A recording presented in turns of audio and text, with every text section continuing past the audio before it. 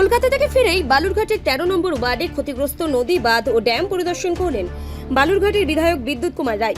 আত্রেই নদীর ওপর নবনির্মিত স্বল্প উচ্চতার কংক্রিটের বাঁধের কাছেই নদী ভাঙন শুরু হয়, যার জেরে বেশ কয়েকটি বাড়ি ক্ষতিগ্রস্ত হয় এবং আতঙ্ক ছড়ে এলাকায়।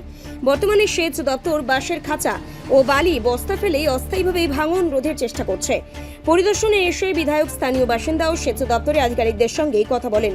বালি সরবরাহের সমস্যার সমাধানের আশ্বাস দেওয়ার পাশাপাশি তিনি ফের দাবি করেন বর্তমান ড্যামটি ভেঙে শহর থেকেই ৪ থেকে ৫ কিলোমিটার দূরে নতুন বাঁধ নির্মাণ করা হোক। এতে পানীয় জল প্রকল্প সুরক্ষিত থাকবে এবং সারা বছর চাষের জন্য জল সংরক্ষণ করা সম্ভব হবে। বিষয়টি রাজ্য সরকারের নজরে আনার আশ্বাসও দেন তিনি।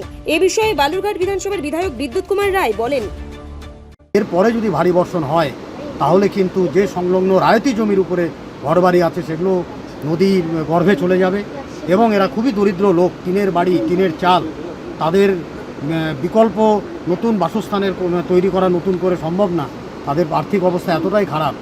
সুতরাং এই ভাঙন যেভাবে আটকানো যায় তার জন্য লো ড্যাম, আমি যে প্রস্তাবটা দিয়েছিলাম যে লো ড্যাম এখান থেকে সরিয়ে নিয়ে আত্রেই থেকে এখান থেকে অন্তত ৩-৪ কিলোমিটার দূরে অর্থাৎ দক্ষিণাংশে এটা নিয়ে যেতে হবে এবং সেখানে সুপরিকল্পিত উপায়ে এবং বৈজ্ঞানিক উপায়ে এবং টেকনিক্যাল লোককে দিয়ে, বড় কোনো সংস্থাকে দিয়ে এটা নতুনভাবে নির্মাণ করা প্রয়োজন।